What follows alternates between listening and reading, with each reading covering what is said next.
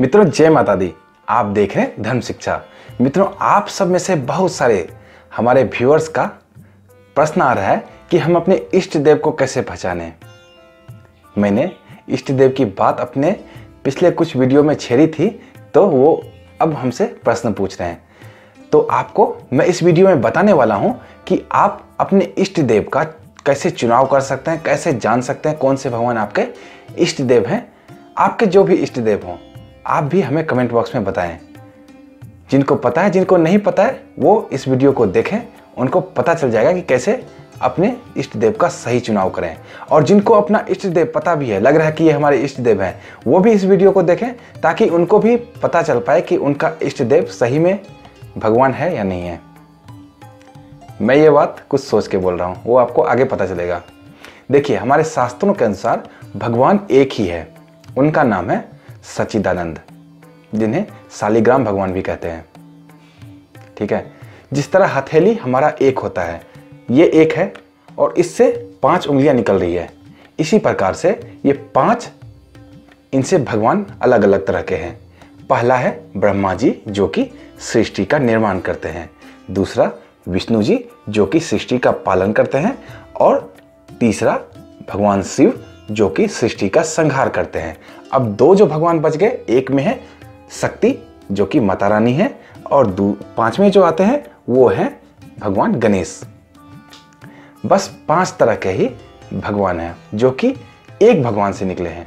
एक भगवान के 5 स्वरूप है, क्योंकि भगवान को अलग अलग तरह के कार्य करने हैं सृष्टि के लिए, तो 5 उन्होंने स्वरूप दिया है, लेकिन वो एक ही है। इसमें कोई भी कंफ्यूजन नहीं है। बहुत सारे लोगों को आपने बोलते हुए सुना होगा कि 33 करोड़ देवी देवता हैं हिंदू धर्म में। ये बात तो बिल्कुल भी गलत है।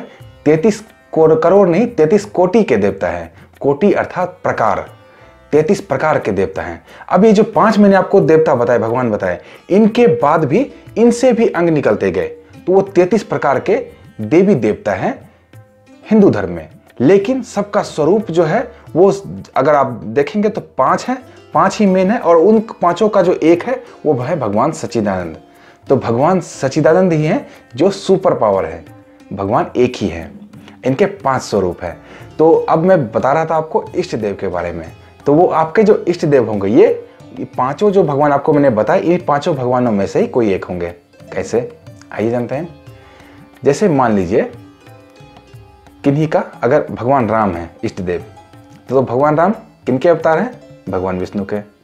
तो भगवान विष्णु के एक स्वरूप जो कि भगवान राम है, वो उनके इष्ट देव हुए।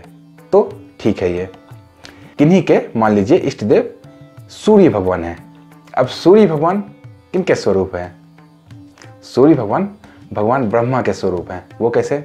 भगवान ब्रह्मा सृष्टि का उत्पत्ति करते हैं, और सूर्य क्या करता है? सूर्य के कारण भी आप देखेंगे पेड़ पौधे सब कुछ की उत्पत्ति होती है, उनका पालन होता है। सूर्य नहीं तो कुछ भी नहीं। जहां सूर्य नहीं उगता वहां पे घास फूस भी नहीं उगते। तो सूर्य भगवान ब्रह्मा के स्वरूप हैं। इसी प्रकार से आपके मन में जो भी देवता देवी देवता हों, वो इन्हीं 5 में से किन्हीं ना किन्हीं के स्वरूप हैं। शक्ति मैंने बताया चौथा आपको। कोई भी तरह की आपकी माता कि आप उपासना करते हैं, माता आपकी फेवरेट हैं, चाहे माँ दुर्गा हो, माँ काली हो, माँ सरस्वती हो, जो भी हो, सभी माता के स्वरूप हैं, वो शक्ति हैं। इस प्रकार से भगवान 5 हैं। 5 भगवान में से ही कोई ना कोई आपके इष्ट देव होंगे। अब इष्ट देव का चुनाव कैसे करें, इष्ट देव कैसे माने कि हमारे इष्ट देव हैं ये? तो आपको बचपन से ही इस बात का आभास निश्चित तौर पर होगा कि आपका कोई ना कोई फेवरेट भगवान या भगवती जरूर होंगी, है ना? आपको लगता है कि उनको जब भी आप कुछ मांगते हैं उनसे तो आपको मिलता ही मिलता है ना? तो वो आपके इष्ट देव हुए। अब वही भगवान क्यों आपके इष्ट देव हुए? क्योंकि उनकी कृपा आप पर है, उनकी कृपा आप पर है, तभी आपके मन में उनके लिए इतनी श्रद्धा जागृत हुई है। अगर जिन व्यक्ति पे भगवान की कृपा नहीं होती है, कभी भी उस व्यक्ति के मन में भगवान के प्रति श्रद्धा नहीं आती है, और भगवान की पूजा पाठ से दूर रहता है, और दुर्भाग्य को प्राप्त होते ही रहता है, और अपने भाग्य को दोष देते रहता है। तो इष्ट देव तो होना ही चाहिए और इष्ट देव की पूजा पाठ भी नियमित रूप से करनी चाहिए। अब जैसे कि मैंने बताया 5 स्वरूप है भगवान के, मान लीजिए किन्हीं एक का मैं उपासना करता हूँ, ये मेरे इष्ट देव हैं, तो बाकी जो 4 हैं इनके प्रति सम्मान का भावना रखना चाहिए।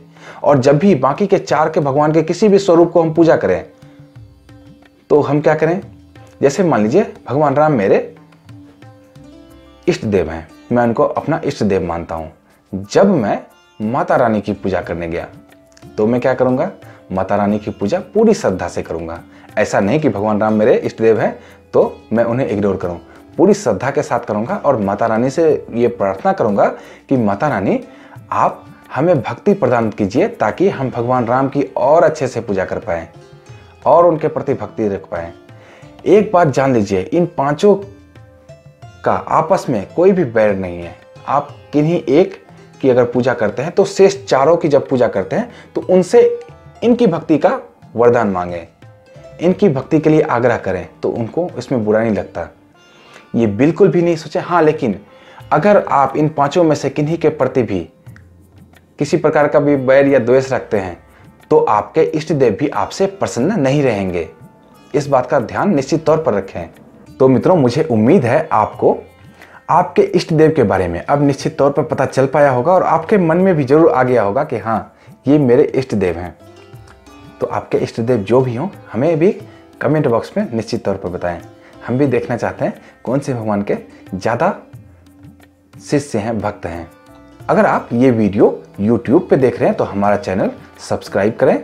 अगर आप ये वीडियो Facebook पे देख रहे हैं तो Facebook का पेज लाइक जरूर करें। तो मित्रों, इसी तरह की वीडियो के साथ मिलते हैं धर्म शिक्षा में। अगर आपको इस तरह की वीडियो पसंद है तो धर्म शिक्षा चैनल को निश्चित तौर पर लाइक करें और आप भी बता सकते हैं अगर आपके भी कोई प्रश्न हो तो निश्चित तौर पर हमें कमेंट बॉक्स में पूछें। अगर आप भी किसी विषय पर वीडियो चाहते हैं तो भी हमें कमेंट बॉक्स में निश्चित तौर पर बताएं। आपका अपना चैनल है, हम आपको निश्चित तौर पर उसके बारे में बताएंगे। तो मित्रों, मिलते हैं इसी तरह की अन्य वीडियो के साथ। तो देखते रहें धर्म शिक्षा। जय माता दी।